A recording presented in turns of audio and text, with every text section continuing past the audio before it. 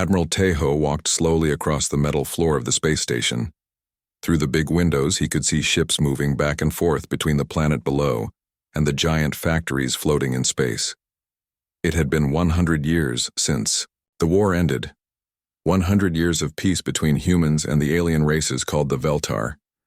The aliens thought they knew humans well. They saw them as hard workers who could mine dangerous rocks and build things in space. The Veltar were 7 different alien species who worked together. They were smart, had better weapons, and controlled most of the galaxy. Humans were like their younger brothers, useful but not important. Captain Mira came up to Tejo with a tablet in her hands. Her blue uniform was clean and neat. "Sir, the alien leaders want to meet with us again. They are angry about our new colonies." Tejo smiled, but his eyes stayed cold. "What do they say?" "They found out about our settlements past the border, the ones we built in the last 20 years. They call it breaking the peace treaty." Down on the planet, Engineer Dongwu was checking the air machines that made the world safe for humans to breathe. The aliens thought these were just simple mining colonies.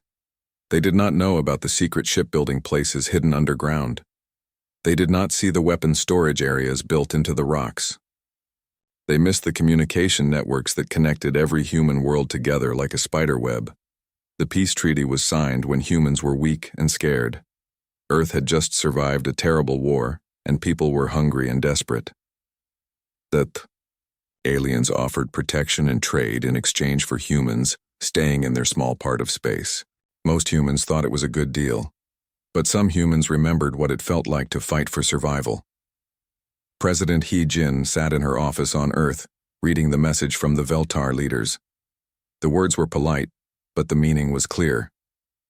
"Stop building new colonies or we will stop you by force."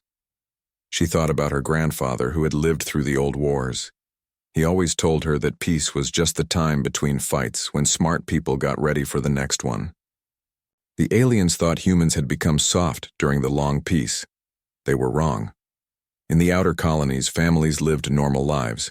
Children went to school, parents worked in the mines and farms, old people told stories. But every human settlement had something the aliens did not know about: training programs. Every person over age 10 knew how to use weapons and defend their home. They called it emergency preparedness in the official reports. Young Ho was 12 years old and lived on Colony 7 with his family. Every week he and his friends had classes they called safety training. They learned to operate defense computers, repair communication equipment, and work together in dangerous situations. The teachers said it was important to be ready for accidents or natural disasters. The teachers never said they were training for war, but Young Ho was smart enough to understand. His grandmother In Suk had lived through the old times when humans fought each other on Earth. She helped design the tunnel systems under their colony. "These are for storage and emergencies," she told the alien inspectors who visited sometimes. The aliens saw storage tunnels. In Suk saw hidden roads for moving supplies and people during a battle. Security Chief Subin reviewed the colony defense plans every month. On paper, they looked like systems to protect against space pirates or equipment failures. In reality, they were military preparations that could turn any human settlement into a fortress in a few hours. The aliens visited human colonies regularly. They counted ships, checked mining equipment, and made sure humans were following the treaty rules. They always left satisfied that humans were doing exactly what was expected, working hard and causing no trouble. They never looked deep enough to see what was really happening. Dr. Yoonji worked at the Cultural Exchange Center on Earth. Her job was to study alien languages and customs to help with trade and diplomacy. For 30 years, she had written reports about Veltar society, their military traditions, and their way of thinking. The aliens thought she was helping to build friendship between species. She was actually building a detailed map of their weaknesses. The message came to President Hyjin on a Tuesday morning. The Veltar hegemony demanded that humans abandon all colonies built outside the treaty boundaries within 60 days. If humans refused, the aliens would use military force to remove them. Hyjin called a meeting with her advisors. General Wu Jin spread maps across the table showing human settlements, alien patrol routes, and strategic resources. Intelligence Chief Na Young presented files on Veltar military capabilities and political divisions between the 7 species. "What are our chances if we fight?"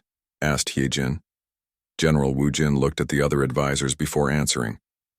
"Madam President, they think they know what humans are capable of. They think we are the same species that signed the peace treaty a century ago, weak, desperate, and grateful for protection." He pointed to the colony locations on the map. "They have no idea what we have become during this long peace." President Hyejin looked out her window at the city below. Millions of people lived normal, peaceful lives, but she knew that every human settlement in the galaxy was connected by invisible threads of communication, supply networks, and shared purpose that the aliens had never detected.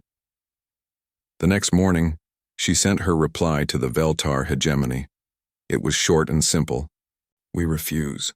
Commander Jamin was eating dinner with his wife and 2 children when the alarm started ringing. The sound was loud and sharp, cutting through their quiet evening on Colony 7. His 8-year-old daughter Sora dropped her spoon and looked scared. "Is it a drill, Daddy?" she asked. Jamin looked at his communication device. The message was short but clear. "Veltar attack fleet approaching. This is not a drill. All citizens to emergency positions." His wife Hee Young was already moving, grabbing the emergency bag they kept by the door. She had lived through the old Earth Wars as a child and knew what real danger looked like. "Kids, remember what we practiced. Go to your positions and stay calm." The Veltar fleet commander thought this would be easy. His ships moved toward the human colonies like hunters approaching sheep. The intelligence report said these were simple mining settlements with basic defenses. A few warning shots would make them surrender quickly. He was about to learn how wrong the intelligence reports were. Young Ho ran to his assigned station in the Colony Defense Center. He was 12 years old, but his hands moved quickly over the computer controls. All those years of safety training had prepared him for this moment. The defense systems came online as dozens of children and teenagers took their positions at control stations. The adult colonists moved through underground tunnels that connected every building. These tunnels had been called storage and emergency passages in all the official reports. The Veltar inspectors had seen them many times and thought nothing of them. They were actually a military network designed to let defenders move safely, even if the surface was under attack. Security Chief Subin's voice came over the communication system to every person in the colony. "Remember your training. We are not victims. We are defenders of our home." The alien ships fired their first shots at what they thought were the colony's main defenses. Instead, their weapons hit empty buildings and fake targets. The real defense systems were hidden underground and in the asteroid belt around the planet. Engineer Dong Wu watched from his control room as the alien ships moved into position. He had spent 15 years building this colony's defenses while pretending to just manage mining operations. Every piece of mining equipment could be turned into a weapon. Every industrial building had hidden weapon systems. "Wait for my signal," he told his team. "Let them think they are winning." The Veltar commander felt confident as his ships destroyed what looked like the colony's defenses. In a few more minutes, he would demand surrender, and this embarrassing human rebellion would be over. His species had been fighting wars for thousands of years. These young humans would learn to respect their betters. Then the real battle began. Weapon systems that did not show up on any scan suddenly came online all around the alien fleet. Mining equipment turned into missile launchers. Transport ships revealed themselves as disguised warships. The asteroids around the planet opened up to show hidden gun positions. Young Ho's grandmother, In Suk, coordinated supply runs through the tunnel system. At 78 years old, she moved with the speed and efficiency of someone who had survived real wars. Team 3, take ammunition to Defense Point 7. Team 5, medical supplies to the south sector. The aliens found themselves fighting an enemy that did not behave like anything in their military training. Human defenders did not stay in fixed positions like professional soldiers. They moved constantly, appearing from unexpected places, hitting hard, then disappearing before the aliens could respond. 12-year-old Sora operated communication equipment that kept all the human forces connected. Her small fingers flew over the controls as she relayed messages between different parts of the colony. The aliens tried to jam human communications, but could not break the networks that had been built over decades. The Veltar fleet commander watched in growing alarm as his easy victory turned into a nightmare. These were not the frightened colonists his intelligence reports had described. Every human, from children to grandparents, fought with the skill and determination of trained soldiers. More disturbing was how they fought. The aliens were used to civilized warfare with clear rules and objectives. Humans fought like they were protecting their cubs from predators. They used tactics that the aliens found shocking, turning civilian equipment into weapons, using children as soldiers, and showing no interest in minimizing casualties. The news of the battle reached Earth within hours. General Wu Jin stood in the command center reading reports from Colony 7. His staff waited quietly for his orders. "Sir," asked his aide, "should we send reinforcements to help the colony?" General Wu Jin looked at the tactical display showing Veltar ships throughout human space. More alien fleets were moving toward other colonies, expecting the same easy victories their commanders had promised. "No," he said quietly. "Send word to all colonies to prepare for attack, and activate the deep space networks." President Hyajin received the battle reports in her office. The aliens had expected humans to beg for mercy after losing a few colonies. Instead, they had awakened something they did not understand. She pressed a button on her desk that connected her directly to military commanders across human space. When she spoke, her voice was calm, but her words carried the weight of a species that had decided to fight. "The Veltar have made their choice. They wanted to remind us of our place in the galaxy. Now we will remind them what humans become when you threaten our families." The war had begun, and the aliens were about to discover that the humans they thought they knew had never really existed at all. Dr. Yunji sat in her small office surrounded by books and papers about alien cultures. For 30 years, she had studied the Veltar species, learning their languages, their customs, and their ways of thinking. The aliens thought she was just a friendly scholar helping to build peace between humans and other races. They never realized she was building a weapon. "General Wu Jin," she said into her communication device. "I have the psychological profiles you requested. Each of the 7 Veltar species has different fears and weaknesses. We can use this." She opened her files and began to read. "The Keth species values honor above everything else. They would rather die than be seen as cowards. The Zil are traitors who fear losing money more than losing battles. The Moor worship their ancestors and panic if they think their dead are being dishonored." General Wu Jin listened carefully. Human armies had always been good at adapting to new situations, but this was different. This was warfare based on understanding the enemy's mind instead of just their weapons. Fleet Commander Jin Wu received his orders while his ships were still traveling toward the battle zone. "Target their communication centers first," the message said. "Dr. Yunji says the different alien species do not trust each other completely. If we cut their communications, they will start to doubt their allies." The plan worked better than anyone expected. When human forces attacked Veltar communication stations, the alien fleet commanders could not talk to each other properly. The Keth species thought the Zil were running away from battle. The Zil thought the Moor were trying to cheat them out of their share of the victory. Captain So-Young led a small group of human ships toward a Veltar supply base. Her ships were not the biggest or strongest, but they moved in ways that confused the alien defenders. While the Veltar expected humans to attack head-on like honorable warriors, So-Young's ships came from 6 different directions at once. "They fight like we do," complained a Keth commander to his allies. "No honor, no tradition, just winning." The alien did not understand that he had just described humanity's greatest strength. Engineer Min Su worked at a research station where humans and aliens had cooperated for decades on scientific projects. The Veltar scientist thought he was just a helpful human who enjoyed learning about alien technology. They shared their knowledge freely with him, proud to teach these younger species about advanced science. Min Su had been carefully studying their technology for 20 years, learning how it worked and, more importantly, how it could be broken.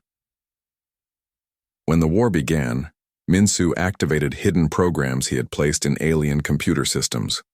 Suddenly, Veltar ships found their navigation systems giving wrong directions.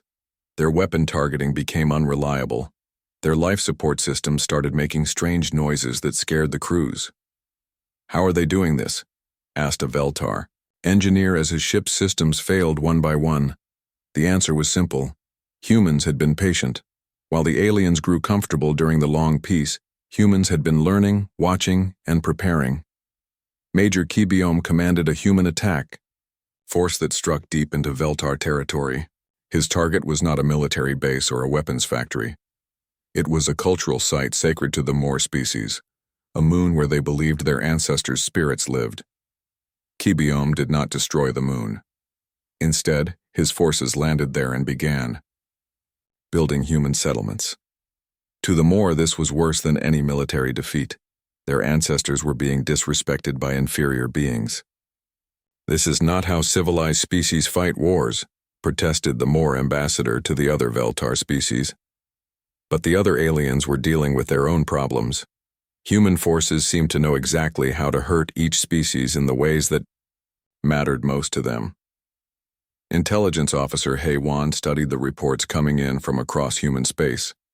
"The aliens expected to fight the same humans who signed the peace treaty," she told her team. "They thought we were still desperate refugees, grateful for their protection." She pointed to a map showing human victories across dozens of star systems.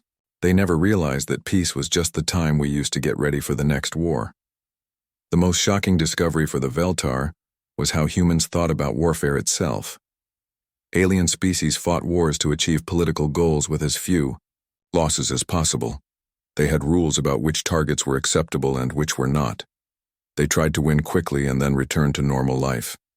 Humans fought like their entire species would die if they lost. Commander Sung Ho received orders to attack a Veltar industrial world. Instead of just hitting the weapons factories, his forces targeted everything that kept the planet working. Power stations, water treatment plants, food distribution centers, all became military targets. "This is barbaric," said the planetary governor as his world fell apart around him. But Sung Ho was not being cruel, he was being practical. Every day this planet could not produce supplies was a day the Veltar war effort grew weaker. Dr. Unji watched the battle reports with satisfaction. The aliens had made a fundamental mistake. They thought humans had become civilized during the century of peace. They thought civilization had made humans soft and weak. They forgot that human civilization was just a thin layer covering something much older and more dangerous. Underneath all the art and culture and diplomacy, humans were still the species that had climbed to the top of Earth's food chain by being better predators than anything else on the planet. The Veltar had awakened something they did not understand, and now they were learning what humans really became when their survival was threatened. Major Kibiom studied the star map in his command ship as it moved through deep space. Red dots showed Veltar military bases, supply lines, and communication centers. His job was not to fight big battles against alien fleets. His job was to make sure those fleets could not fight at all. "Target the fuel depot at System 7 first," he told his team. Without fuel, their ships become floating metal boxes. The human strategy was simple but devastating. Instead of meeting the Veltar in direct battle, human forces attacked everything that made their war machine work. Supply ships disappeared. Communication stations went silent. Industrial worlds found their factories mysteriously breaking down. Specialist Tayun worked alone in the computer networks that connected Veltar worlds. She was a small woman who spoke quietly, but her fingers moved across keyboards like she was playing music. For months, she had been placing hidden programs in alien computer systems. "System infiltration complete," she reported to her commander. "Their automated defense networks will turn off in 3 hours." The Veltar never understood how humans could be in so many places at once. Their fleets would arrive at a star system expecting to fight, only to find empty space and broken equipment. The humans were always one step ahead, always hitting where the aliens were weakest. Commander Sung Ho led a small fleet toward a Veltar industrial world called Keth Prime. This planet produced weapons and ship parts for 3 different alien species. Instead of attacking with massive firepower, Sung-Ho's ships moved carefully through the system's asteroid field. "Deploy the mining charges," he ordered. The asteroids around Keth Prime were full of rare metals that the planet's factories needed. Human forces did not destroy the asteroids. They changed their orbits slightly. Over the next few months, the mining ships would not be able to find the materials they needed. The factories would slow down, then stop completely. By the time the Veltar figured out what had happened, their weapons production would be crippled for years.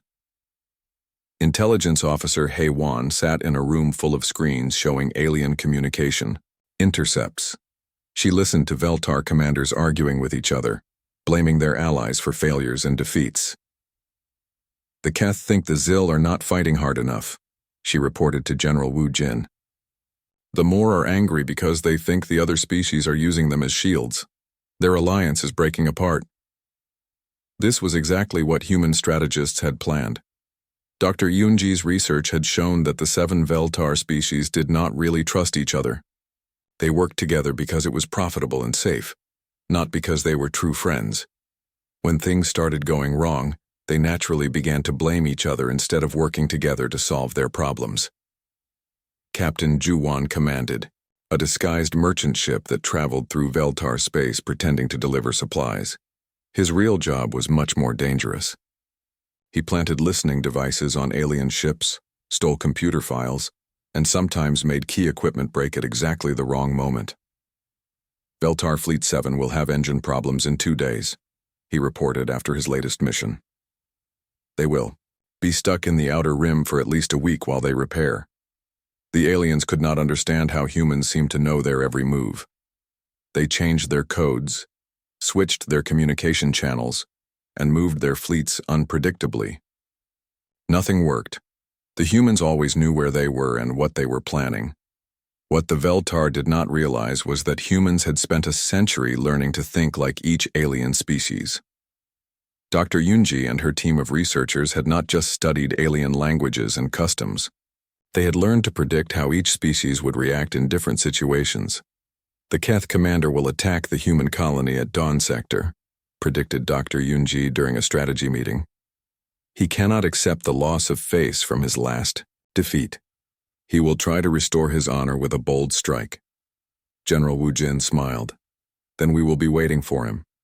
The trap worked perfectly. When the Keth fleet arrived at Dawn Sector, they found not a defenseless colony but a carefully prepared ambush.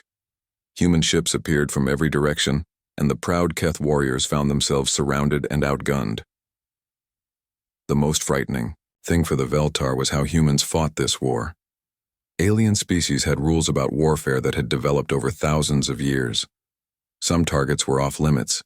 Some tactics were considered too cruel to use. War was supposed to be civilized. Humans ignored all these rules. Engineer Dongwu led a team that attacked Veltar communication satellites.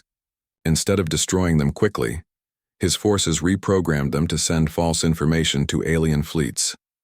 Veltar commanders received orders that sent them to empty star systems, while human forces attacked their real targets.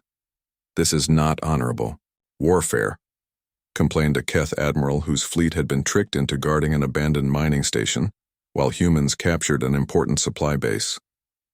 But humans did not care about honor. They cared about winning. The war became a hunt with humans as the predators and the Veltar as confused, frightened prey.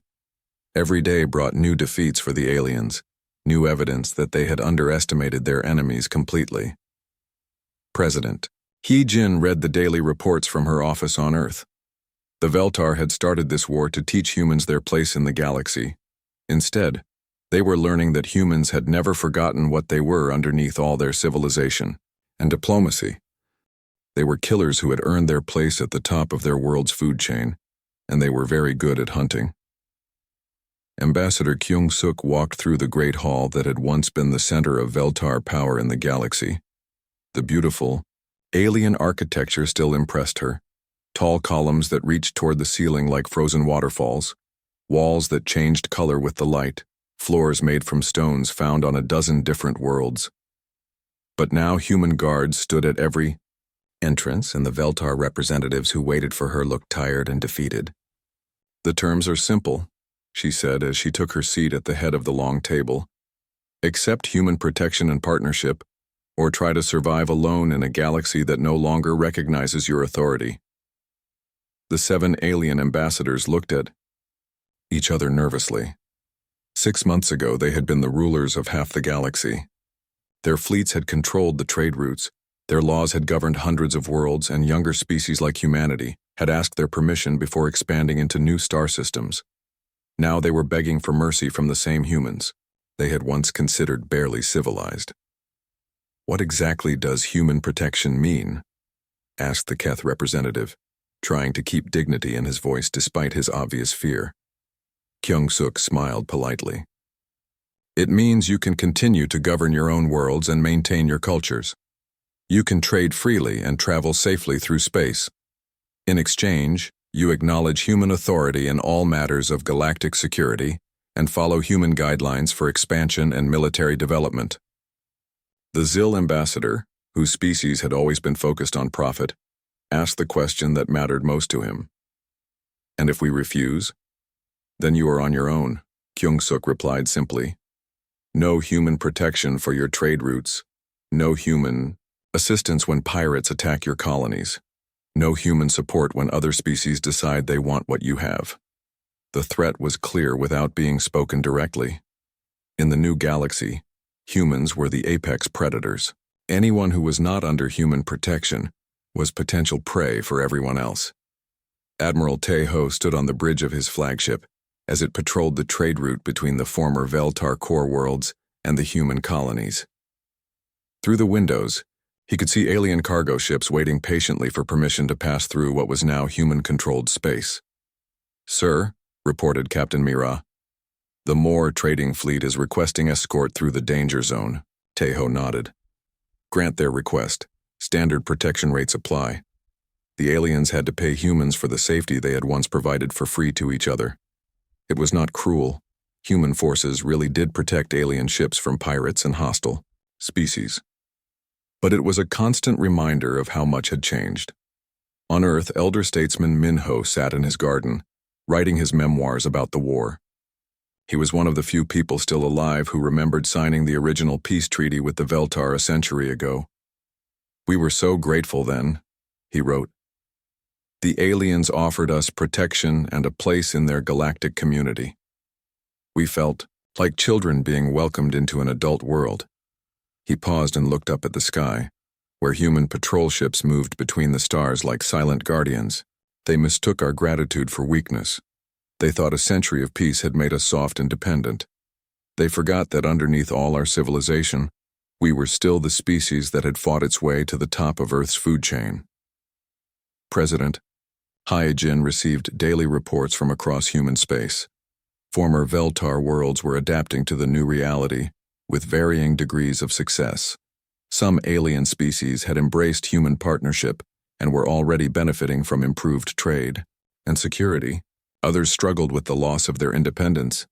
"The Keth are having the hardest time adjusting," reported Intelligence Chief Na-young.